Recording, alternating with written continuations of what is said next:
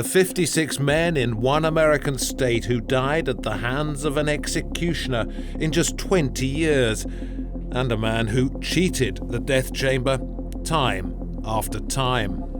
I couldn't be able to really kill a human being, you know. I had never seen the execution before, and I was right there, and I knew this guy. The experience that I had in 8 years of executing 15 people, that's not going away. We've traveled to Ohio in the USA to hear from those involved in the debate about whether it's time to end capital punishment. What's not being done in any facet at any point in time in the last 40 years is that we're actually giving a damn about the family members of murder victims. It's supposed to be a safety device. Breathe in, breathe out, and avoid the fumes around you. If you want to be responsible for unleashing a moral hell on your society, then by all means, go ahead. Now it's been used legally to kill a man here in the United States, and in other parts of the country, they may be about to do the same. Will killing in the name of justice ever stop? Welcome to Beyond Borders.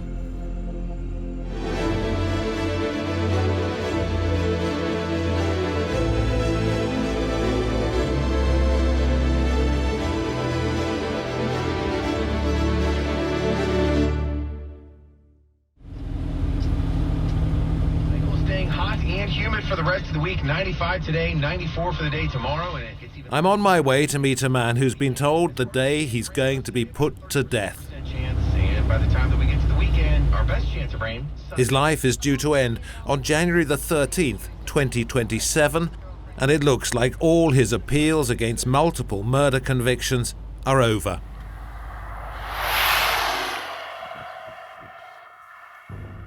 Under current law, Keith LaMar should be given a lethal injection, but Ohio, like many other states, can't get the drugs needed, as a growing number of companies are refusing to sell them for executions. Which is why other methods are being considered. One possibility is suffocation using nitrogen gas. We'll look at that in detail later in the program. Keith LaMar was already behind bars when he was sentenced to death for murders that took place during a prison riot in 1993. He says he was framed. International musicians are just part of a campaign to have him freed. He's able to perform with them from solitary confinement via his phone. I mean, you must take living so seriously that even at 70, for example, you'll plant olive trees. Not for your children either, but because although you fear death, you don't believe it. Because living, weighs heavier. I get to spend 2.5 hours with Keith LaMar. No recording is allowed, and although I'm told the prison will provide pencil and paper for notes, that doesn't happen. I'm taken into this tiny little cubicle with a piece of plexiglass in the middle. There's a hole at the bottom of that, and I can put my hand through and shake Keith LaMar's hand when he comes in. It's about 2 paces to where he is, another 2 paces beyond that, and he says his actual cell is only double that size, a cell where he has spent 30 years in solitary confinement on death row. I know the first 18. LaMar protests his innocence, insists he's been wrongly jailed. Derrick Jamison finally proved he wasn't guilty after he was sentenced to die in the electric chair 40 years ago for a murder he hadn't committed.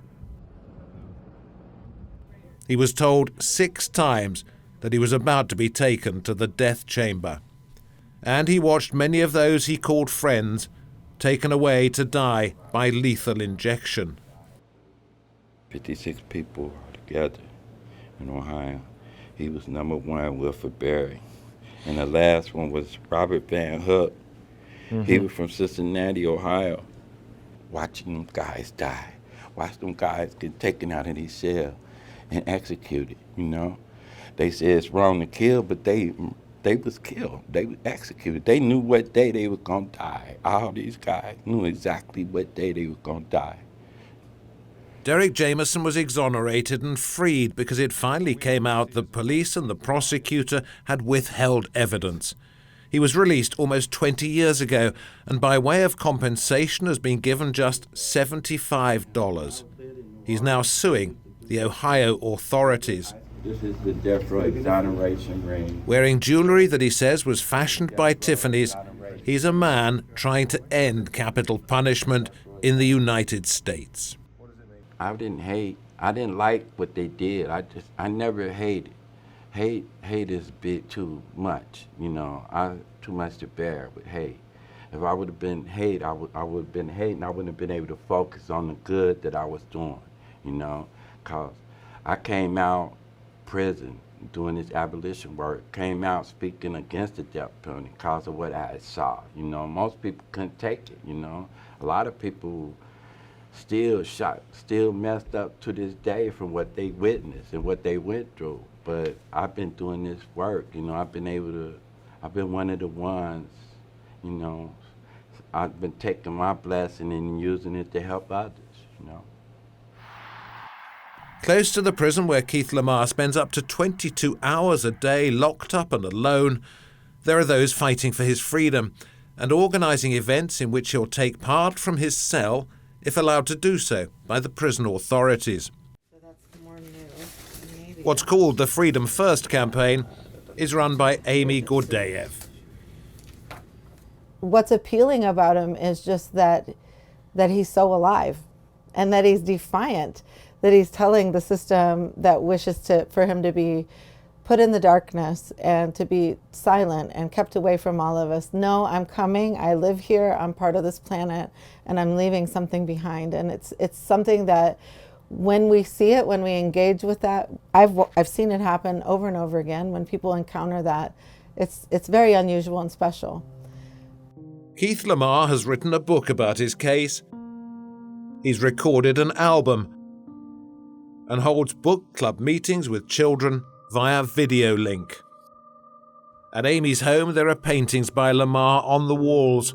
At least one is for sale in a limited edition available from a website bearing his name, along with other merchandise such as t-shirts, mugs, and a bobble hat. We record a brief conversation with the man who's been in solitary confinement now for more than half his life. You know, the goal, no matter if they abolish the death penalty or not, is to hold on to your humanity. This, whether you're in prison or not, you know, when you're growing up in the ghettos and these jungles, these man-made jungles, where you are actually or reduced to just fending for yourself, you know, trying to survive. You don't know that there's a higher value to aim for. And once you do know that, you know, that becomes everything. That becomes the whole focus of your life. I mean, you got to figure out what life is about, you know, and try to, you know, like discover or find out who you are. I imagine the reason why you continue with your life is because you have a reason to live. I also have a reason to live. As long as that remains the case, I'm going to continue to live. You know, but I've also seen a lot of people commit suicide over the years I've been in prison. And I've come to believe that if you don't want to fight, you're allowed to flee. This is the second time that I've met someone on death row. The first occasion was in Texas, and the condemned man looked haunted, terrified, and was hard to understand. This time I've seen the opposite. Keith LaMar is calm and engaging, and in our time together we hardly touch on the way his life might end. Instead, there's conversation about music and history, and the good he believes he's found within himself. Ironically, he says, death row has saved his life, because if he'd never been jailed, gang violence would have killed him.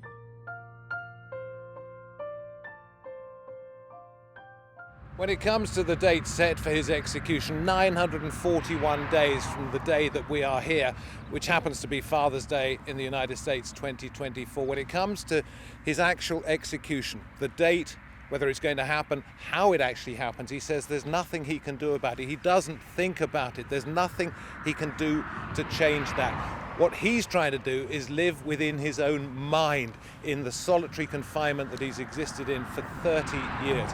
What's going to happen, he says, will happen. Campaigns for release, campaigns to abolish, campaigns for different types of execution. It's complicated, and each state has its own laws. When we're in Ohio filming, there were 116 death row inmates, but no one had been put to death since 2018 because the drugs used in lethal injections can't be obtained after bad publicity following executions which went wrong. Ohio's governor has said there will be no more executions unless an alternative method is found, and the state's attorney general is now suggesting the use of nitrogen gas, which deprives a condemned prisoner of oxygen.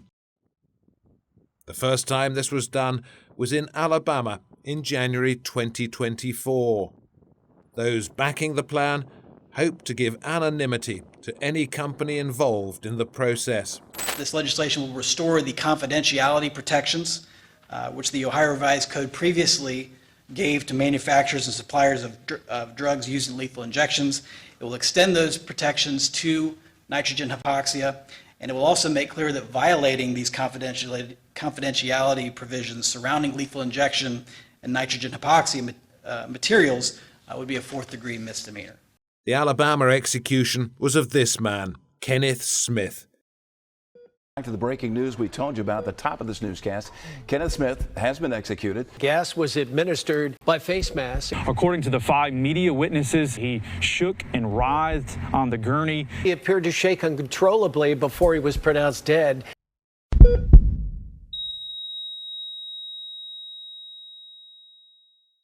We recorded an interview with Smith's spiritual advisor, who's 14 hours by car south of where we are in Ohio and can't meet us face to face.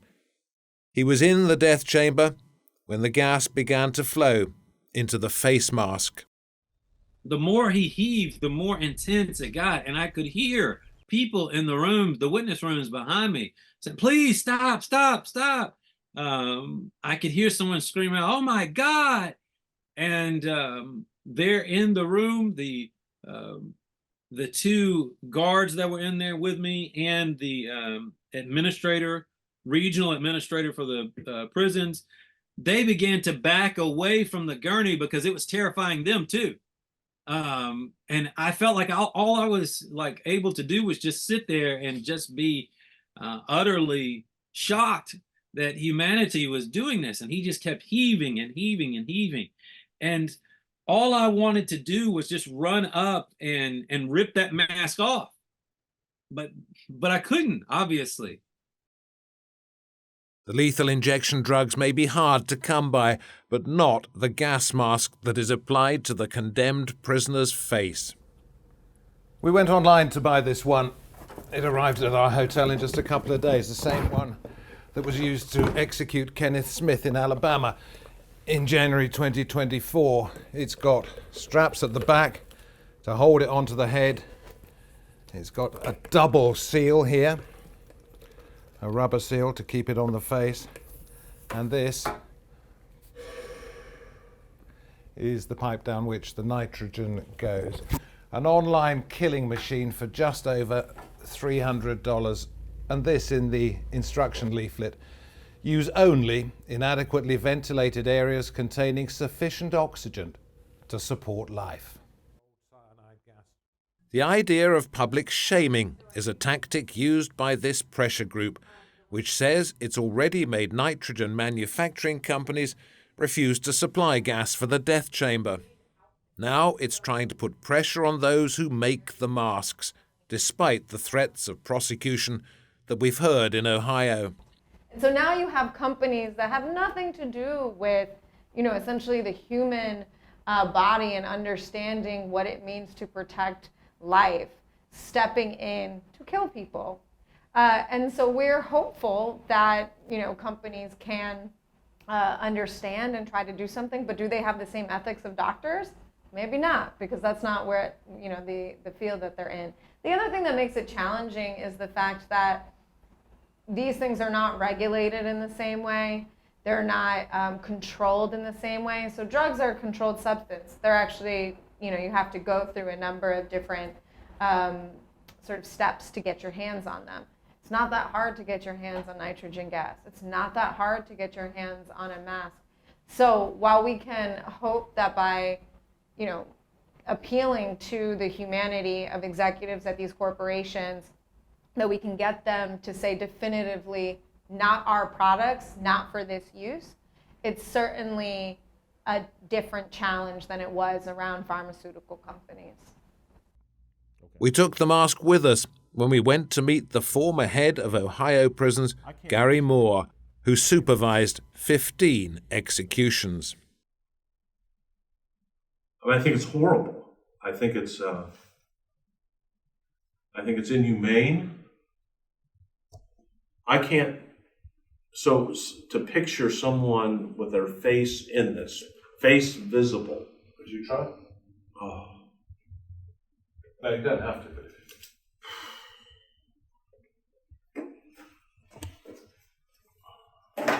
So to picture that? I can't. And that would be the last thing you see. And who wouldn't struggle with that on their I'm sure that, I don't know, but I'm sure the instructions are, let it happen, breathe in. Who would do that? And if you don't do that, you're going to struggle. And 22 minutes, if that was true, if the reports are true, and somebody's face was in this with this gas for 22 minutes, it's horrible. It's horrible. David, I can't tell you, I think maybe all of us in life have some experiences that carries with us as long as we live. And the experience that I had in 8 years of executing 15 people, that's not going away. And interviews like this, and I respect you a great deal, but this is not easy. You told me you didn't sleep last night. I did not. You can probably tell I didn't sleep last night. Why? I was brought back to the execution room, and if I tried to nod off in a slight way, it didn't change. I was in the execution room. Gary Moore's priest saw a close family member murdered and says that while he didn't want the death penalty for the killer, others in his family did. Certainly there are consequences for our actions, and sometimes we can try to make amends. But again, the death penalty ends that possibility for that person. Jonathan Mann arrives for our interview in an Ohio park and tells us he's carrying a gun as he's concerned for his safety after his father was murdered. The man responsible is on death row, but he doesn't want him executed. Even if we consider vengeance as a viable factor to dispatch someone from this planet for crimes they've committed, let's just use my dad's case as an example. My dad's dead. He's not going to be brought back alive by Thomas Knuff being killed. And all of the facets surrounding Thomas Knuff's capital sentence are a gross misuse of resource, a drain on the resources themselves, and it's depleting emotionally for anyone involved. There's the money, he says. Life without parole costs the state only 1/3 of what it does to see someone through to execution. There's also the emotional damage to victims' families of continual appeals. You're dragging them through the process, creating more pain where they have to relive this horror, reopening this wound over and over again. It's like opening up the wound and then recauterizing it. 35 years ago, 80% of Americans were said to support the death penalty. Now it's claimed to be only 40% in favor. More awareness of what can and does go wrong, has been cited as one reason for this. Tonight, the execution of Idaho's longest-serving death row inmate halted after several failed attempts to administer a lethal injection. The governor halted executions in the state after another failed attempt at lethal injections. When executions are botched, a lot of staff don't know what to do. Michael Gamosa is a public prosecutor who's got the death penalty in numerous trials that he's supervised. His motto is justice first, winning second. And even though he's not, as he puts it, a fan of capital punishment, he will try for it if the law dictates. But he believes there's growing revulsion when things don't go to plan. When you have botched executions, it will stir the ire of the general population and say, that's got to stop.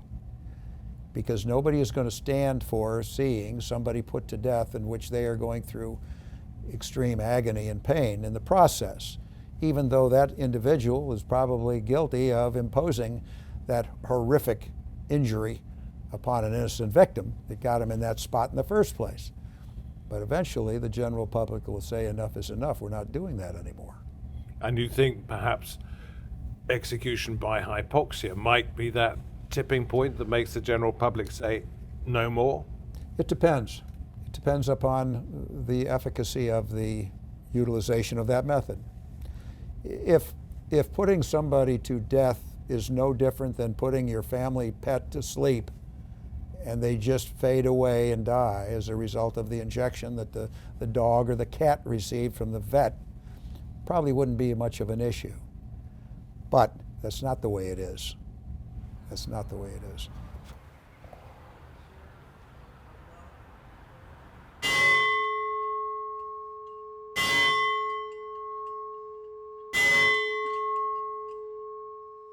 When someone is executed in the United States, Abraham Bonovitz rings his bell. And on most occasions, he has driven to the prison where it's taking place, leading protests which he believes have resulted in a number of states abolishing capital punishment. We're on the path to abolishing the death penalty. So far, we've done so in New Jersey, New Mexico, Illinois, Connecticut, Maryland, Nebraska, New Hampshire, Colorado, Virginia, Washington. People are coming to understand that the death penalty doesn't do anything to keep us safer, and we can be safe from dangerous people and hold them accountable without executions. It's what we do in the vast majority of cases. But what's really shifting things in the United States is people are coming to recognize that we make mistakes. In the last 25 years, 11 prisoners in Ohio have had death sentences overturned and have been freed. At the state's leading law school, there's a sense that the mood across the country is changing. Do you see a day when the United States as a whole country, rather than state by state, says, this isn't part of our future? Yes, I think I do. I think that's where, when you talk about where is this headed, and I do think more and more jurisdictions, more and more people, particularly more progressive advocates, see the reality that we can and have in a lot of states, in a lot of parts of other even states that have the death penalty, function just fine, deliver justice without the death penalty being an option.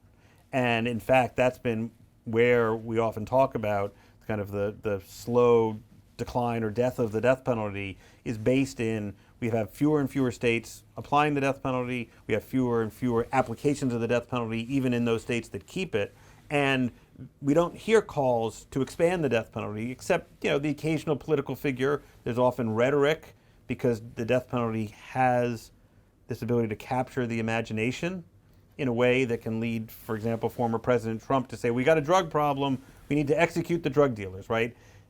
That's not a serious proposal. That's not something he's, I even think, planning to do. That's something he knows that captures attention. And if people are re-examining where they stand, one of the leaders in Ohio's legislature says that costs and the fact that cases can drag on for more than 30 years will be as responsible for any changes as the moral arguments. There is definitely a movement. We have 23 states that have ended capital punishment. There's a number of other states like Ohio where we have unofficial moratoriums. There's not an official moratorium, but our governor is not interested in executing anyone on death row right now. So how long do you think before there is no capital punishment in the United States? In the United States, oh, that's a tough one. I would like to believe that we could get it done in the next 10 years. In another 10 years, these school leavers in New York that Keith LaMar is about to address could be well into careers anywhere in the world. If Keith LaMar is still alive after January the 13th, 2027, he will probably still be where he is today. And I'm here to tell you that if you have yourself, you have everything. The recording made from his cell may be shaky, but the message is clear. Fight for what's right.